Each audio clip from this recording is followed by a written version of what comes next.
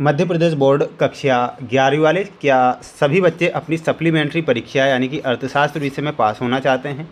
अगर आप 12वीं कक्षा में प्रवेश लेना चाहते हैं तो प्यारे विद्यार्थियों, ये पूरा का पूरा पेपर आ चुका है जो कि आपकी परीक्षा में पूछा जाएगा। इसलिए आप यहाँ से एक भी प्रश्न मिस ना करें, पूरा पेपर देख लें और अच्छे से इन सभी प्रश्नों को याद कर लें, क्योंकि 100% प्यारे विद्यार्थियों वो प्रश्न मेरे द्वारा आज यहाँ पर बताए जा रहे हैं जो कि परीक्षा में आ रहे हैं।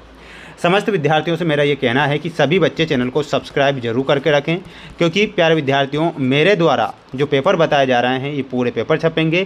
साथ ही 2, 3 और 4 नंबर वाले जो प्रश्न के आंसर है मैं लाइव क्लासों में डेली बता रहा हूं, तो लाइव क्लासों में ज़रूर जुड़ें। ये आप देख सकते हैं पूरा पेपर जो कि आ चुका है परीक्षा से पहले आपकी स्क्रीन के सामने। प्रश्न यहाँ पर आप देख सकते हैं प्यारे विद्यार्थियों, ये पूरा पेपर है जो परीक्षा में आपको दिया जाएगा। स्वतंत्र भारत में प्रथम जनगणना किस वर्ष की गई थी? प्यारे विद्यार्थियों, स्वतंत्र भारत की प्रथम जनगणना के बारे में पूछा गया है, तो 1951 आपको ध्यान रखना है। ये स्वतंत्र भारत की प्रथम जनगणना थी, तो यहाँ पर 1951 ध्यान रखना है। केंद्रीय प्रवृत्ति का सबसे अधिक इस्तेमाल किया जाने वाला माप कौन सा होता है? तो यहाँ पर आपको समांतर माध्य बताना है। समांतर माध्य जो होगा सही उत्तर होगा। सरल से संबंध गुणांक का परास होता है, तो इसका परास होता है -1 से +1 तक सरल से संबंध गुणांक का परास होता है, ये आप ध्यान रखेंगे। बाद में योजना आयोग की स्थापना कब होती है? तो 1950 में योजना आयोग की स्थापना होती है। इसमें आपको 1950 ध्यान रखना है। सभी प्यारे भैया बहन वीडियो को लाइक कर चैनल को सब्सक्राइब जरूर करके रखें और इन प्रश्नों को याद कर लें, क्योंकि ये प्रश्न परीक्षा में आ रहे हैं और छप रहे हैं। निम्न में से कौन सा एक मानव पूंजी निर्माण का स्रोत नहीं है? तो मानव पूंजी निर्माण का स्रोत कौन सा नहीं होगा? सड़क परिवहन व्यवस्था में निवेश। निम्न में से कौन सा एक वैश्विक समूह नहीं है?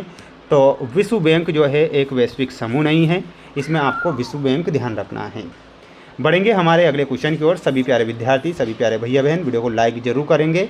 चैनल पर नए हैं तो सभी बच्चे सब्सक्राइब चैनल को जरूर करके रखें। सभी उत्पादन क्रियाओं का आधार है, तो यहाँ पर आपको क्या लिखना है? उपभोग लिखना है। क्या लिखना है? तो यहाँ पर आंसर हो जाएगा आपका उपभोग सभी उत्पादन क्रियाओं का आधार है। बारंबारता वितरण आंकड़ों को एक मात्रात्मक चर में वर्गीकृत करने का सामान्य तरीका है, तो यहाँ पर आपको क्या लिखना है? बारंबारता वितरण। तो देखिएगा इसका आंसर मैं आपको बताता हूँ। तो यहाँ पर आपको लिखना रहेगा अवर्गीकृत। क्या लिखना है? तो यहाँ पर आपका सही आंसर क्या हो जाएगा? अवर्गीकृत। ठीक है, ये आपको लिखना है। माध्यिका चरम मदों में परिवर्तन से प्रभावित होती है, तो क्या होती है? तो यहाँ पर आपका जो सही आंसर होगा, यहाँ पर आपको लिखना है कि माध्यिका चरम मदों में परिवर्तन से प्रभावित नहीं होती है। इसमें आपको नहीं लिखना है। थोक कीमत सूचकांक का प्रयोग दर को मापने में किया जाता है, तो मुद्रास्फीति को मापने में ये किया जाता है। तो यहाँ पर आपको क्या लिखना है? मुद्रास्फीति। ठीक है, मुद्रास्फीति यहाँ पर सही होगा। अपने उद्यम के स्वामी एवं संचालक कहे जाते हैं, तो उद्यमी कहे जाते हैं, तो यहाँ पर आपको लिखना है उद्यमी। चिपको आंदोलन हिमालय पर्वत में वन संरक्षण से संबंधित है, तो इसमें आपको क्या लिखना है? चिपको आंदोलन लिखना है। तो स्क्रीनशॉट लेते चलें। बढ़ेंगे हमारे अगले क्वेश्चन की ओर। अगला क्वेश्चन देखिएगा, ये आपके सत्य वाले क्वेश्चन रहेंगे परीक्षा में आने वाले। वितरण उत्पादन के कारकों को पारिश्रमिक देने की प्रक्रिया है, तो प्यारे विद्यार्थियों ये क्या होगा? सत्य होगा। श्रृंखलाओं की तुलना के लिए मात्र औसत ही पर्याप्त है, ये सत्य होगा। सूचकांक आर्थिक नीति निर्माण के लिए उपयोग है, ये भी सत्य है। बाद में व्यापारिक बैंक वित्तीय क्षेत्र का नियमन एवं नियंत्रण करते हैं, ये गलत होगा। ओजोन अपक्षय का कारण समताप मंडल में ओजोन की मात्रा में वृद्धि होना है, यह गलत होगा। जीवाश्म ईंधन गैर नवीकरणीय संसाधन है, ये आपको सत्य के रूप में लिखना है, ये आप ध्यान रखेंगे।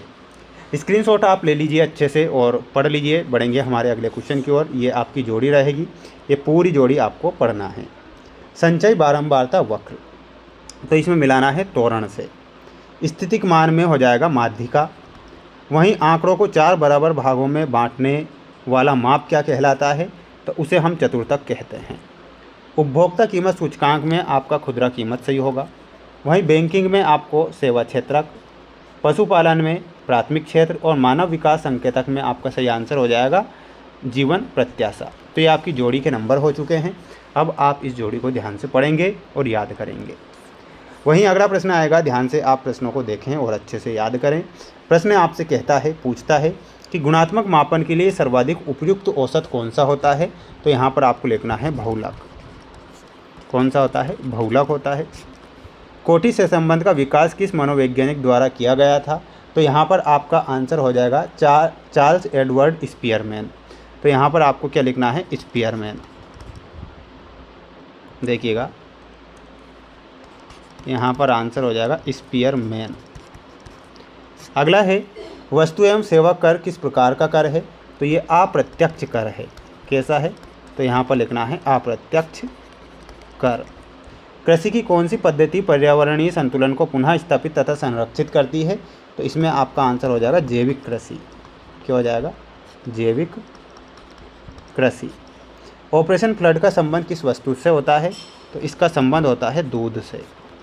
प्रति 1000 पुरुषों में महिलाओं के अनुपात को क्या कहते हैं? तो उसे लिंगानुपात बोला जाता है। तो लिखना है आपका लिंगानुपात। 1970 के दशक में जनसंख्या नियंत्रण हेतु चीन में कौन सी नीति लागू की गई थी? तो एकल शिशु नीति। क्या लिखना है? एकल शिशु नीति। ये आप यहाँ पर ध्यान रखेंगे। सभी इसका एक स्क्रीनशॉट लेकर इन सभी प्रश्नों को याद करें, जिससे कि आप परीक्षा में पास होकर आगे बढ़ सकें।